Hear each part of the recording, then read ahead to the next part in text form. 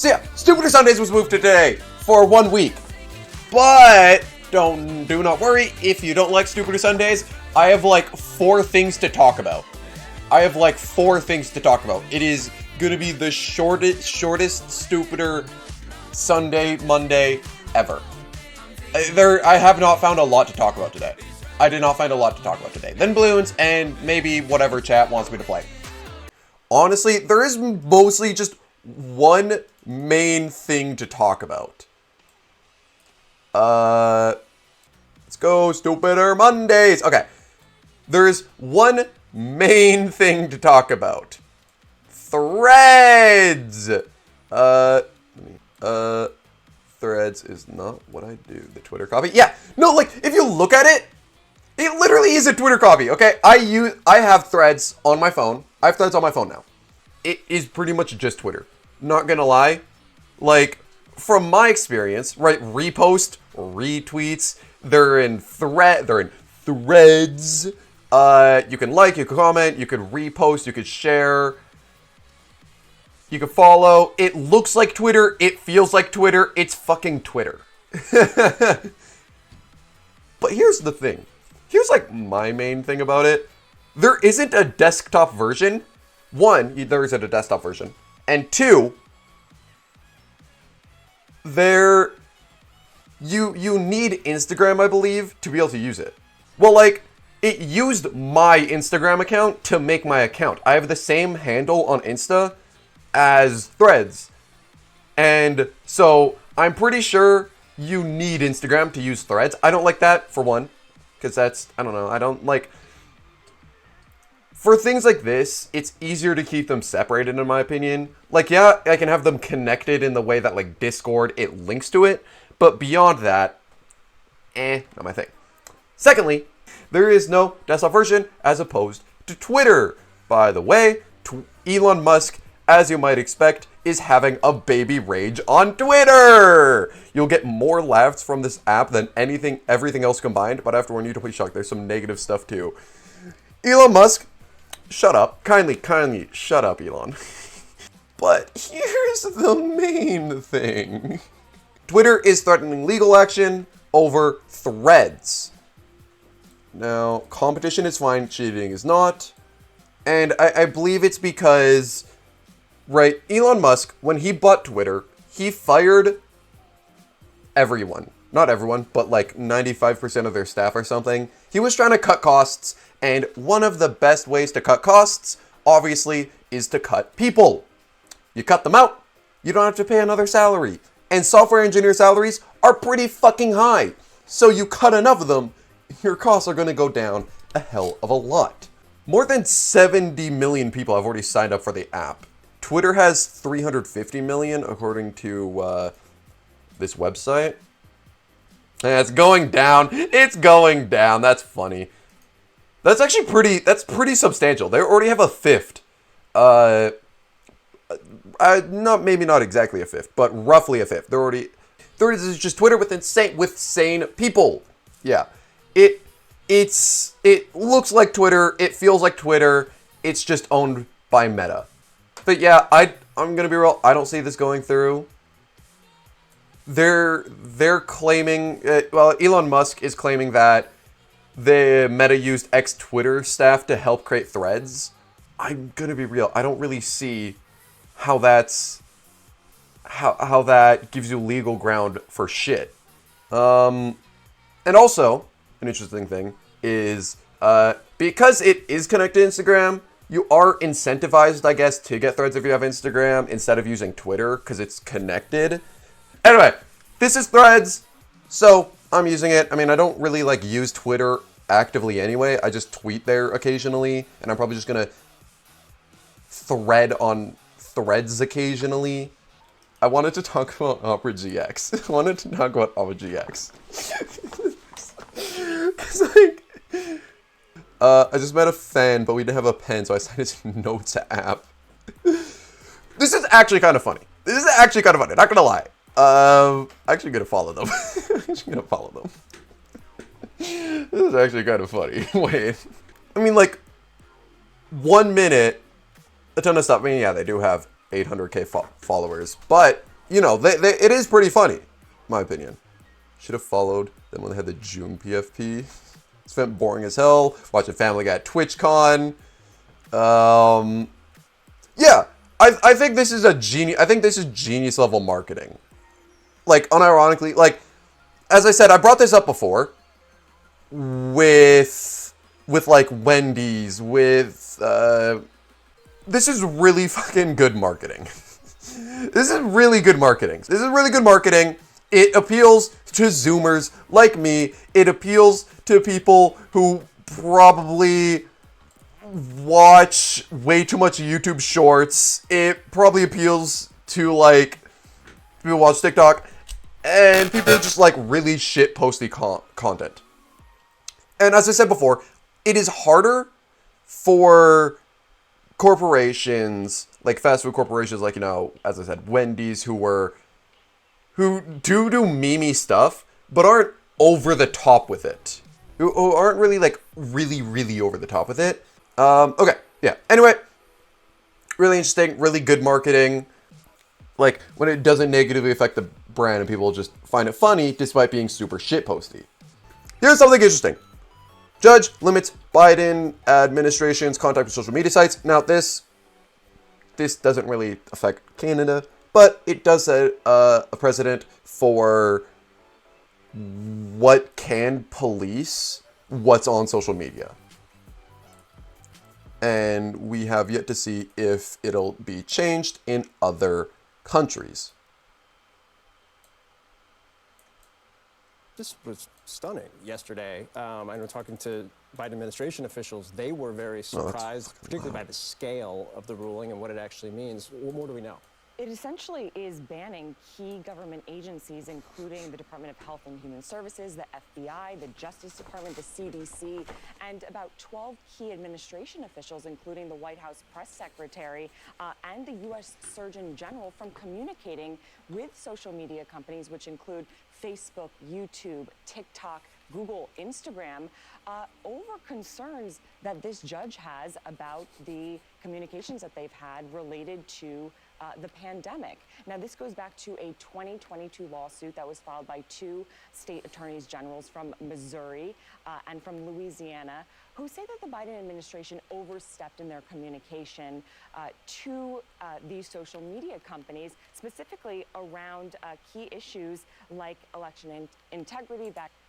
Okay, this goes back to COVID, you know, when a lot of misinformation was being spread online, you know, fake vaccines, or when a lot of people were complaining about the security of mail-in voting on elections, and where the government would go to these, I guess the government would talk to these social media companies, right? TikTok, YouTube, Facebook, and probably a ton more, and be like, hey, you got to regulate this. This is not allowed. We cannot allow fake news to be spread.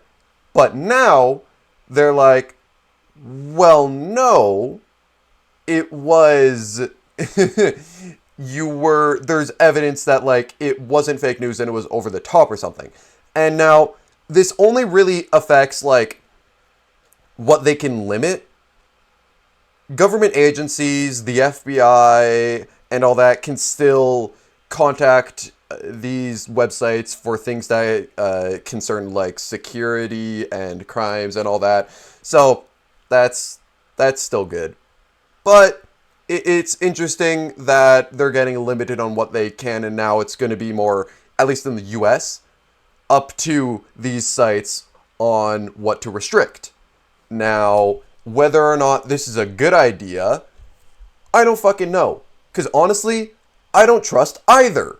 I didn't actually pre-read this, which is pretty dumb. I should have pre-read this. Everything else at TwitchCon Paris, because actually, it's sort of important for me. I should probably read what happens at TwitchCon. Improvements to the clip editor. All right. I mean, cool. People can now introducing the discovery feed. All right. Well, hopefully this will make it, I guess, a better experience to discover new streamers. Because when I have used Twitch to find things I hate navigating Twitch's website and mobile. It is so annoying. Managing featured clips. It's featured in your creator dashboard. Ooh, that's interesting. All right, so you can have featured clips. So I guess like worse YouTube shorts. That's interesting. Help stay. I fucking called it. Storage format. So featured clips. I guess you could prioritize what clips are at the front of your homepage. Helping you stay connected to your community with stories. Is this just gonna be like Instagram stories? Didn't YouTube try to do stories and then it just died? So they're doing the exact same thing. No, fuck this. This is not needed. We don't work on this. No, work on this. Work on making the discovery feed better. The story feature, the use of stories, in my opinion, is being eclipsed by Reels. I think Reels are probably, at least in my experience, I view Reels way more than stories. And you can keep going, you can scroll through, you can do the same with stories, but just bring shorts to Twitch, bro. Just bring shorts to Twitch. You'll get a ton of engagement. Anyway. Grow and stream together with guest star updates. I haven't even used guest star before, so helping mods keep your safe with shared mod comments. Other channel are the mods. Yeah! Over the last year, millions of moderators have helped keep Twitch safe for everyone. Blah, last year we shared. Just to share a list of people you banned in your channel with other streamers. The goal of this is to... Oh, that's actually interesting. Okay, that's actually interesting. Okay, so you could share information if you're a moderator, either on multiple channels or you're just, I guess, a moderator in general. You're able to share information about why you banned a user instead of just their name, I guess. Share a list of you banned your channel with other streamers. Yeah, but now you can... Okay. I mean, I feel like that should have been a thing already. Not gonna lie. This seems like it should have been a thing already. Because mod comments are a thing, where if a mod bans someone, they can comment on it, be like, this is why I banned them, blah, blah, blah, blah, blah, and basically explain it. If you could share who you banned, why couldn't you share the mod comment? Okay. What if, as an alert, I had an air horn and I just randomly blasted it into the mic every couple of minutes so you're paying attention? Huh. Oh, so it's just a customizable alert box? Wait, that's actually cool. Oh, I should switch to using this. I think. It should be Pepsi Man, actually. I might switch to using this, because it's customizable, and when you sub, you can also customize it and send a message. No, man, I think that's cool. Alright, I think that's pretty cool. Updating stream events to include... Huh, alright, cool. Should more control over ad breaks. Thank God. I want to make ads never happen, because ads are cringe. Alright, honestly, I thought it was just going to be really stupid shit like this, but I actually like a lot of it. The shared comments feel like it should have been a thing, but good it's happening. Alerts are cool. They're expanding it. More stream events. Nice. Always a good thing. More control over ad breaks. Interesting. Managing featured clips. I don't really know what that means. Improving the clip editor. I don't think it really mattered, but cool. Also, you can direct exports to TikTok, but I don't do that anyway. I mean, I feel like the fact that they're adding stories brings down the score of this announcement by like 500, but you know, Twitch still sucks, yeah. That's Twitchcon. The final thing I wanted to talk about. Asmongold, a popular streamer who mostly plays WoW, spotlights a small indie game and makes it an overnight hit. This ties in to a very long conversation I had a while back about influencer marketing and how in the game industry it is not utilized nearly enough. He played Halls of Torment, an indie game published by Chasing Carrots. I believe it's reminiscent of Diablo. Yes. Although this released This released this year. Like, Among Us released a year before it blew up. This released like a 3 months ago. But it's still pretty like, okay, here.